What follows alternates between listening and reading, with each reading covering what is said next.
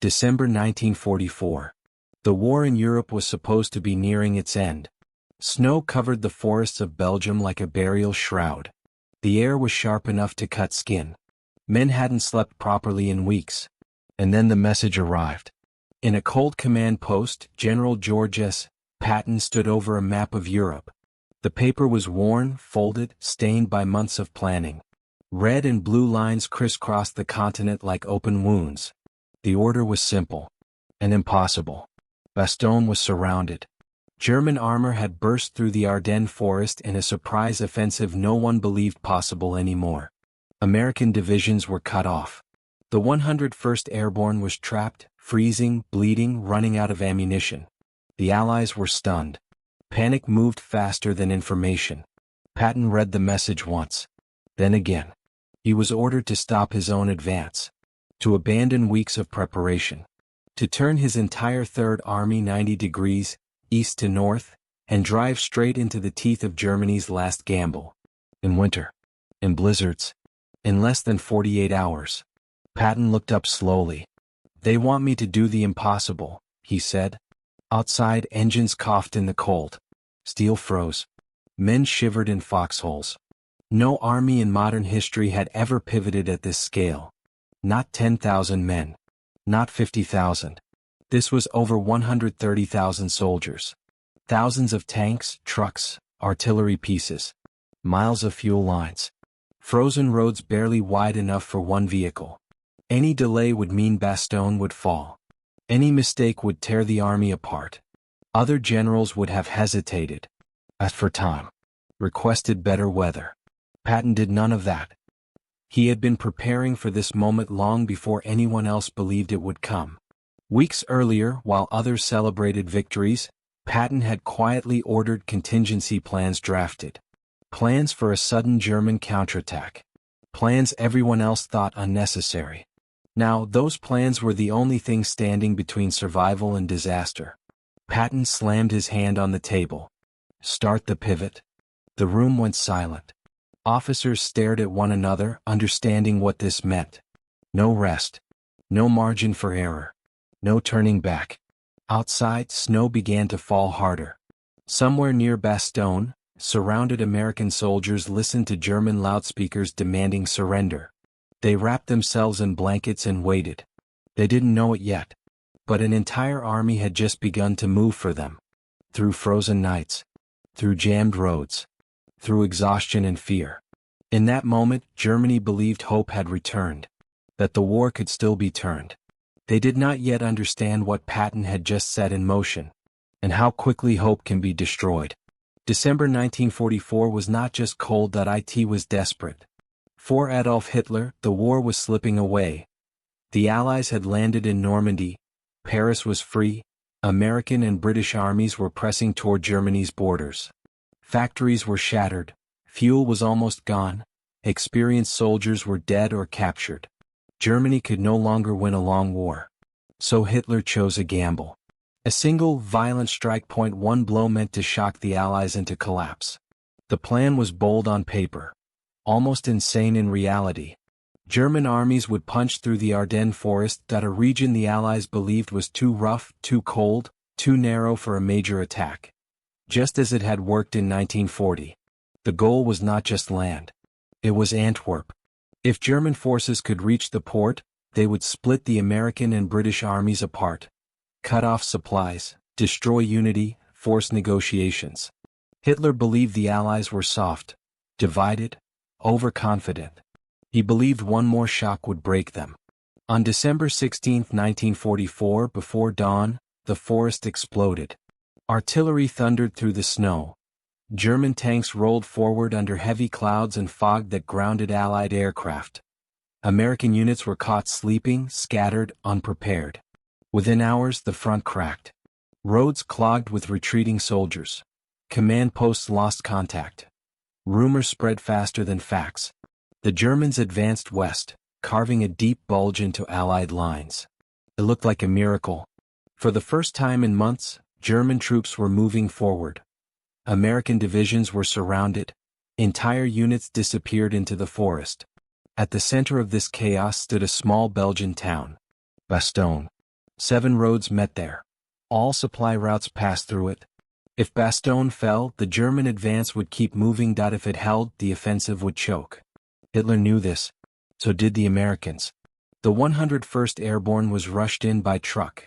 They arrived without winter gear, without enough ammunition, without proper artillery support. Within days, Bastogne was surrounded. German forces closed the ring tight. Shells fell constantly. Medics ran out of bandages. Men shared frozen rations and melted snow to drink. German commanders sent a message demanding surrender. The Americans answered with one word: nuts. It was brave. It was defiant. But bravery alone could not stop tanks. Inside Bastogne, time was running out. Outside, German confidence grew. Hitler believed fate had turned back in his favor, that the Ardennes had delivered him one last chance. He poured in everything he had left. Elite panzer divisions, veteran officers, precious fuel reserves saved for months. This was not just an attack. It was Germany's last hope. And for a brief moment it seemed to be working. Allied headquarters panicked. Eisenhower searched for answers. Maps showed danger everywhere. The weather still protected the Germans. Planes were grounded. Reconnaissance was blind. If Bastogne fell, the road west would open. If it fell, the offensive would continue. That was the trap. Germany believed the Allies were frozen in place. Too slow to react. Too disorganized to counter. They believed relief would come too late. They believed time was on their side. They did not yet realize that one man had already decided otherwise. While German armor pushed forward, while Bastogne held on by will alone, an army far to the south was beginning to move. Quietly, relentlessly, and with a speed Germany did not expect. The trap was set. But the jaws were about to snap shut. George S. Patton was not like other generals. He never tried to be. Where others spoke carefully, he spoke sharply. Where others planned for safety, he planned for speed. He believed hesitation killed more soldiers than bullets. By December 1944, Patton had already built a reputation across Europe. Some admired him. Some feared him. Many disliked him, but no one doubted one thing. When Patton moved, things happened fast. He believed war was won by momentum. By pressure that never allowed the enemy to think. By striking again and again until resistance collapsed from exhaustion. Patton studied history obsessively, ancient battles. Napoleon's marches. The failures of generals who waited too long. He learned that armies did not break only from defeat. They broke when they lost control of time. This belief shaped everything he did.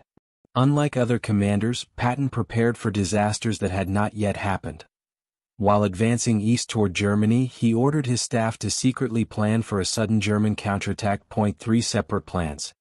Each one detailed how the Third Army could turn north at a moment's notice. Most officers thought it was a waste of effort. The Germans were retreating. The war looked nearly won. Patton disagreed. He trusted patterns, not optimism. And history had taught him one thing clearly. Desperate enemies do desperate things. Patton's relationship with his soldiers was complicated. He demanded everything: perfect uniforms, endless marches, harsh discipline.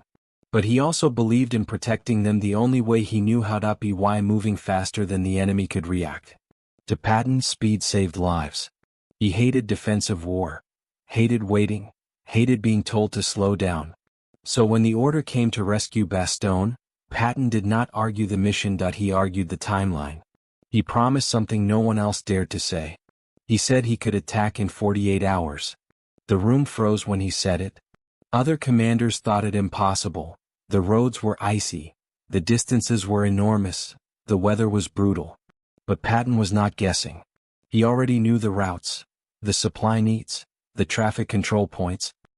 He had rehearsed this moment in his mind long before it became real. Patton's method was simple but unforgiving. Make a decision. Commit fully. Move faster than confusion. Once the pivot order was given, Patton personally drove along the columns. He shouted. He cursed. He encouraged. He demanded movement at all costs. Broken trucks were pushed aside. Men marched through snowdrifts at night. Convoys rolled without headlights to avoid air attack. There was no pause for comfort, only purpose. Patton understood something his enemies did not. Germany's last hope depended on time. On the belief that the Allies would respond slowly, that winter would protect them. Patton intended to steal that time. Not with brilliance alone, not with speeches, but with relentless motion. Every hour mattered. Every mile mattered. Every delay meant more Americans dying inside Bastogne. Patton was not trying to be heroic. He was trying to be early. And in war, being early can destroy everything the enemy believes in. The order went out before dawn. An entire army was told to turn north. Not tomorrow. Not next week. Now. Road signs were flipped by hand. Traffic control points appeared overnight. Staff officers rewrote movement schedules that had taken months to prepare. Nothing about this was normal warfare. Columns that had been facing east now pointed north. Tanks, artillery, fuel trucks, ambulances, all moving at once. Every mistake would multiply across hundreds of miles. The weather did not cooperate. Snow fell thick and heavy. Ice locked engines. Fuel lines froze solid. Men slept sitting up in trucks. Drivers followed tail lights through darkness and whiteout conditions. Some roads were so narrow that vehicles slid into ditches and had to be abandoned. Patton did not slow the pace. He drove among the columns himself, wrapped in his coat, pistols at his side. That he shouted orders from the roadside. That he demanded movement even when logic said stop. Broken vehicles were shoved aside. Wrecks became landmarks. This was not elegance. It was controlled violence against time. Communications failed constantly. Radios crackled with half messages. Orders were delivered by runners and shouted commands. Yet the army kept moving. Units leapfrogged forward. Engineers worked through the night to repair bridges. Military police directed traffic with flashlights in the snow. Every mile gained felt stolen. Patton's staff tracked progress hour by hour. Not days, hours. If they were late, Bastogne would fall. Inside the pocket, the situation grew worse. Wounded men lay in unheated buildings. Ammunition was rationed. Artillery fired only when targets were certain. German pressure increased. Shells fell day and night. But no one inside Bastogne knew exactly where Patton was. They only knew relief had been promised. South of them, the Third Army surged forward like a tightening fist. German commanders began to notice something was wrong. Reports came in of American units appearing where none were expected. Roads thought safe suddenly held enemy armor. Timetables no longer made sense. They assumed it was confusion. They assumed the Americans were improvising badly. They were wrong. This was not chaos. It was momentum. By the second night, Patton's lead elements were already fighting. Small engagements flared along frozen roads. German units were pushed aside, surprised by the speed of contact. They had expected hesitation. They found pressure.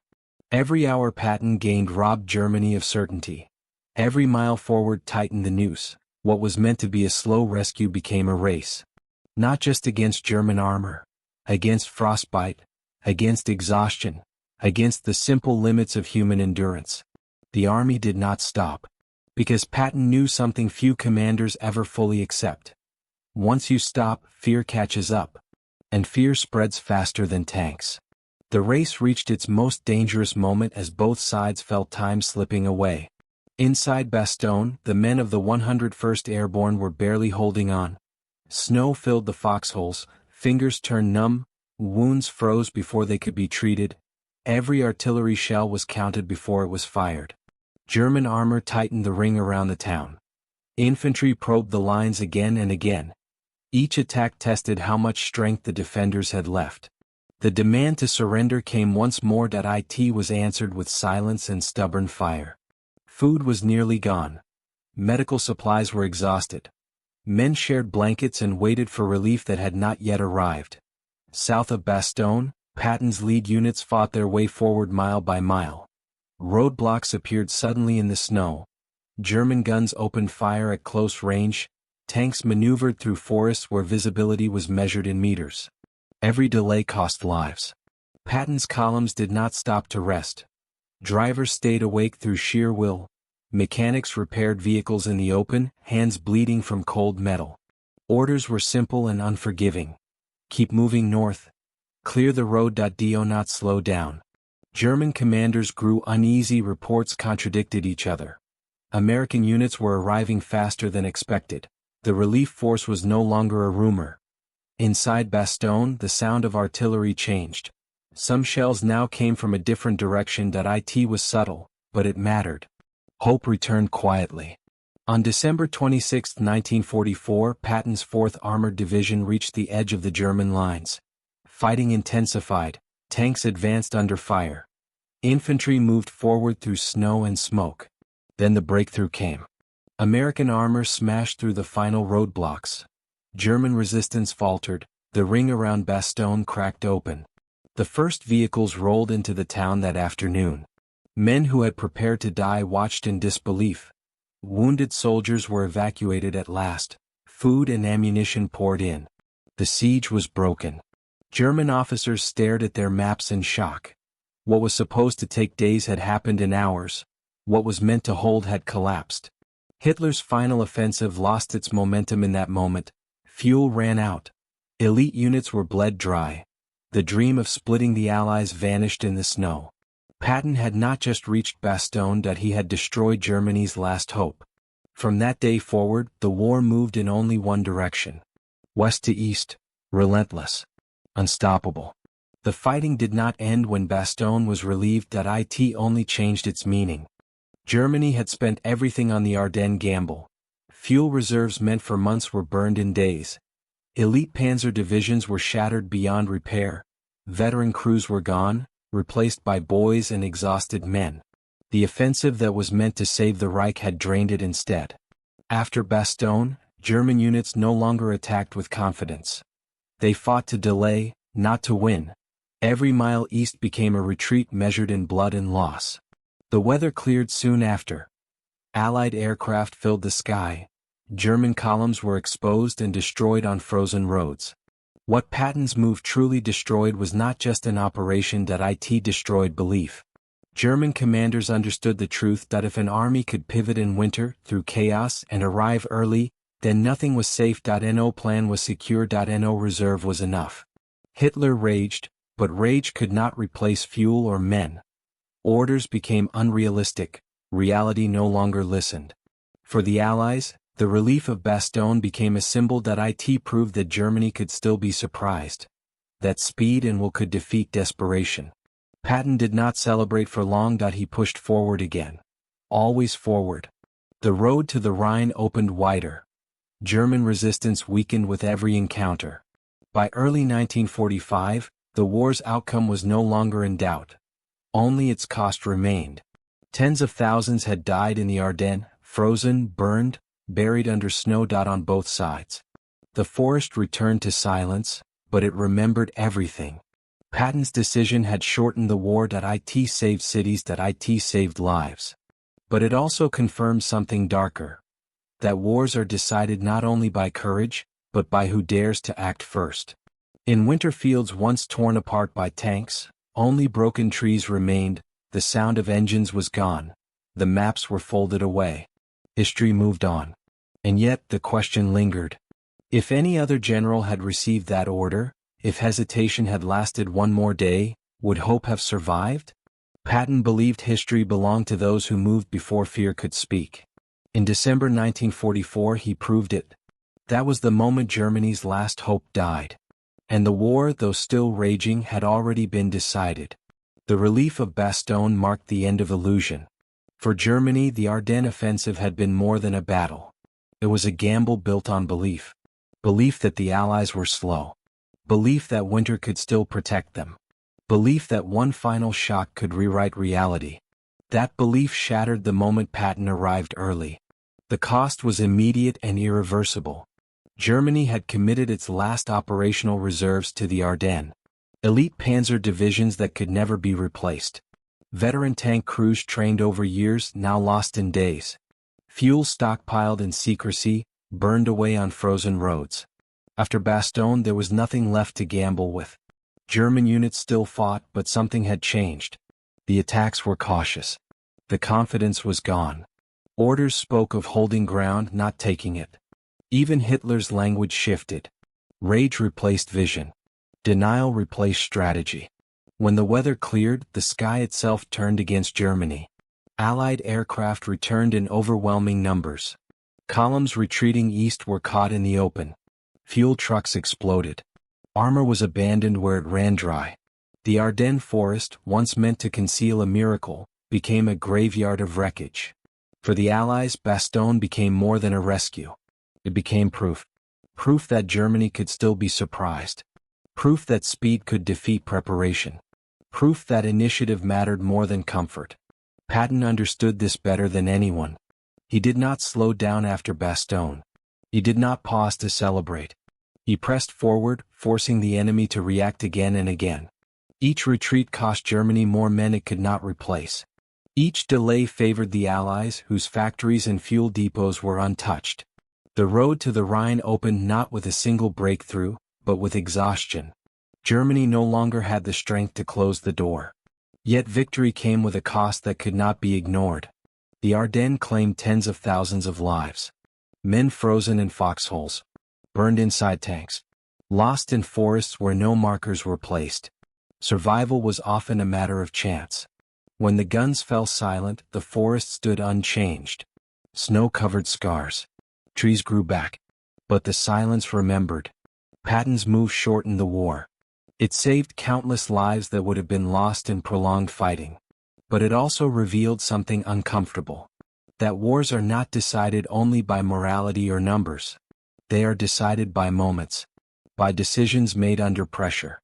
By leaders willing to act before certainty arrives. Patton was many things. Brilliant. Ruthless.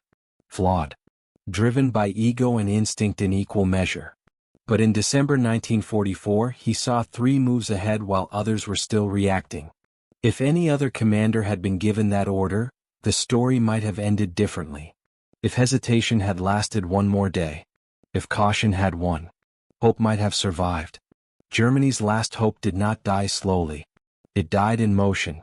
On frozen roads. Under relentless pressure. Destroyed not by firepower alone but by speed.